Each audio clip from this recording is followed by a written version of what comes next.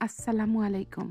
জিভে জল আসার মতো চিংড়ি মাছের দু পেঁয়াজা রেসিপি নিয়ে আপনাদের সামনে আবারও হাজির হয়ে গেলাম। আর এই চিংড়ি মাছের দু পেঁয়াজা দেখতে যতটা সুন্দর হয়েছে, খেতে কিন্তু তার চাইতেও বেশি মুখরোচক হয়েছে। তো বরাবরের মতো ভিউয়ার্সদের কাছে রিকোয়েস্ট থাকবে, অবশ্যই রেসিপিতে লাইক দিয়ে দেখা শুরু করবেন। তাহলে চলুন কথা না বাড়িয়ে শুরু করা যাক। তো এখানে আমি চিংড়ি মাছগুলো প্রথমেই খোসাটা ছাড়িয়ে নিয়েছি এবং খুব ভালোভাবে ধুয়ে পরিষ্কার করে পানি ঝরিয়ে নিয়েছি। এবারে প্রথমে চিংড়ি মাছগুলোকে হালকা খোলায় ভেজে নিব। এতে করে চিংড়ি মাছের কালার সুন্দর আসার পাশাপাশি খেতেও কিন্তু অনেক বেশি লোভনীয় হয়। তো চিংড়ি মাছ রান্না করার জন্য চুলায় আমি একটি প্যান বসিয়ে দিলাম এবং প্যানের মধ্যে 2 টেবিল চামচ তেলের মধ্যে অ্যাড করে দিলাম হাফ চা চামচ হলুদের পাউডার, দিয়ে দিলাম অল্প একটু লবণ। তো আমি একটি স্প্যাচুলার সাহায্যে লবণ এবং তেলটাকে খুব ভালোভাবে মিশিয়ে নিয়ে তেলটা যখন গরম হয়ে যাবে অ্যাড করে দিচ্ছি ধুয়ে রাখা চিংড়ি মাছগুলো। তারপর আমি চুলার আঁচ মিডিয়ামে রেখে চিংড়ি মাছগুলোকে 2 মিনিটের মতো ভেজে নিব। এতে করে মাছের যে একটি আষ্টে গন্ধ আছে সেটি চলে যাওয়ার পাশাপাশি চিংড়ি মাছের মধ্যে সুন্দর একটি কালার চলে আসবে।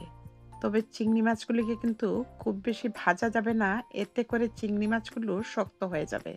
তো আমি 2 মিনিটের মতো ভেজে নিয়ে তেলটা ঝরিয়ে নিয়ে একটি প্যানের মধ্যে উঠিয়ে নিচ্ছি। তারপর আমি কারিটা বসানোর জন্য একই প্যানের মধ্যে আবারও অ্যাড করে দিচ্ছি 2 টেবিল চামচের মতো তেল। তো চুলার আঁচ মিডিয়ামে রেখে তেলটা যখন গরম হয়ে যাবে তারপর আমি এতে অ্যাড করে দিচ্ছি আস্ত একটি তেজপাতা মাঝখান থেকে চিড়ে, দিয়ে দিলাম 2 টুকরো দারুচিনি। তো তেজপাতা এবং দারুচিনির সুন্দর একটা ফ্লেভার অ্যাড হয়ে গেলে এই পর্যায়ে অ্যাড করে দিচ্ছি পেঁয়াজ কুচি হাফ কাপের মতো, দিয়ে দিচ্ছি রসুন পেস্ট 1 চা চামচ, অ্যাড করে দিচ্ছি আদা পেস্ট হাফ চা চামচের চাইতে একটু বেশি, দিয়ে দিচ্ছি পেঁয়াজ পেস্ট 2 টেবিল চামচ। তো আপনারা চাইলে শুধু পেঁয়াজ কুচি দিয়েও রান্নাটি করতে পারেন, তবে পেঁয়াজ পেস্ট এবং পেঁয়াজ কুচি দুইটা দিলে গ্রেভিটা থিক হওয়ার পাশাপাশি খেতেও কিন্তু অনেক বেশি মজার হয়। তো চুলার আঁচ লো টু মিডিয়াম রেখে সব কিছুকে খুব ভালোভাবে ভেজে নিয়েছি 2 মিনিটের মতো। এবারে আমি এতে অ্যাড করে দিচ্ছি মাঝারি সাইজের একটি টমেটো এবং টমেটোটাকে আমি কিউব করে কেটে নিয়েছি। তারপর আমি স্প্যাচুলা দিয়ে নেড়ে ছেড়ে এই পর্যায়ে ঢেকে রান্না করব একদম লো আছে 2 মিনিটের মতো। এতে করে টমেটো এবং পেঁয়াজটা অনেকটাই সফট হয়ে আসবে। তো ফিরে আসলাম 2 মিনিট পর। দেখুন মশলাটা কিন্তু অনেকটাই সফট হয়ে এসেছে। এবারে আমি যেহেতু গুঁড়া মশলাটা ব্যবহার করব সেজন্য হাফ কাপের মতো পানি অ্যাড করে দিলাম। তো আমি নেড়েচেড়ে মিশিয়ে নিয়েছি।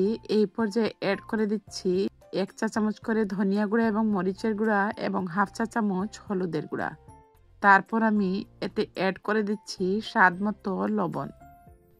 তো আমি স্প্যাচুলার সাহায্যে নেড়েচেড়ে মশলাটাকে খুব ভালোভাবে মিশিয়ে নিলাম। তারপর আমি আবারও চুলার আঁচটা লোতে করে দিয়ে মশলাটাকে কষিয়ে নিব। এতে করে মশলাটা কষানোর পাশাপাশি র ফ্লেভারটাও চলে যাবে। তো আমি লো আঁচে 5 মিনিটের জন্য ঢেকে কষিয়ে নিয়েছি। আর দেখুন তেলটাও কিন্তু সেপারেট হয়ে গেছে। এই পর্যায়ে আমি আগে থেকে ভেজে নেওয়া চিংড়ি মাছগুলো অ্যাড করে দিলাম। তারপর স্প্যাচুলা দিয়ে নেড়ে ছেড়ে মিশিয়ে নিচ্ছি। তো আপনারা নিশ্চয়ই দেখেই বুঝতে পারছেন আমার আজকের এই চিংড়ি মাছের দু পেঁয়াজা খেতে কতটা টেস্টি হতে পারে। আবারও আমি চুলার আঁচটা লোতে করে দিয়ে 2 মিনিটের মতো ঢেকে রান্না করলাম। আর দেখুন মশলাটা চিংড়ি মাছের ভেতরে ঢোকার পাশাপাশি কিন্তু তেলটাও সেপারেট হয়ে গেছে। আর অবশ্যই এইভাবে কষিয়ে কষিয়ে রান্না করলে রান্নাটা যে কতটা টেস্টি হয় আপনারা নিশ্চয়ই বুঝতে পারছেন। তো আমি হাফ কাপের মতো পানি দিয়ে আবারও নেড়ে ছেড়ে মিশিয়ে নিলাম। তো মিডিয়াম আছে আমি 2 মিনিটের মতো রান্না করে নিব। এতে করে গ্রেভিটা কিন্তু অনেকটাই কমে আসবে। তো 2 মিনিটের জন্য রান্না করে নিয়েছি। এবারে ঢাকনাটা সরিয়ে নিলাম। এই পর্যায়ে আমি অ্যাড করে দিচ্ছি ধনেপাতা কুচি। তো আমি হাফ কাপের মতো ধনেপাতা কুচি অ্যাড করে দিলাম। সবশেষে আমি এতে অ্যাড করে দিচ্ছি জিরা পাউডার হাফ চা চামচের মতো। তারপর আমি নেড়ে চেড়ে 1 মিনিটের মতো রান্না করে নিব। তো আমি নেড়ে চেড়ে মিশিয়ে নিলাম এবং ঢাকনা দিয়ে মিডিয়াম আঁচে 1 মিনিটের মতো রান্না করে নিয়ে একটি সার্ভিং বলে সার্ভ করে আপনাদের সাথে শেয়ার করে দিচ্ছি। কি দেখে নিশ্চয়ই আপনাদেরও জিভে পানি চলে এসেছে। তো এই চিংড়ি মাছের দু পেঁয়াজা আপনারা চাইলে পোলাও কিংবা সাদা ভাতের সাথে অনায়াসে খেতে পারেন। তো বরাবরের মতো ভিউয়ার্সদের কাছে রিকোয়েস্ট থাকবে, যদি রেসিপিটি ভালো লাগে অবশ্যই একটি লাইক দিবেন। আর যদি খুব বেশি ভালো লাগে ইচ্ছে হলে ফ্রেন্ডস এবং ফ্যামিলির সাথে শেয়ার করে অন্যদেরকে দেখার সুযোগ করে দিতে পারেন। তো নেক্সট রেসিপি অথবা ব্লগ দেখার আমন্ত্রণ জানিয়ে আজকের মতো বিদায় নিচ্ছি। সবাই ভালো থাকবেন। আল্লাহ হাফেজ। আসসালামু আলাইকুম।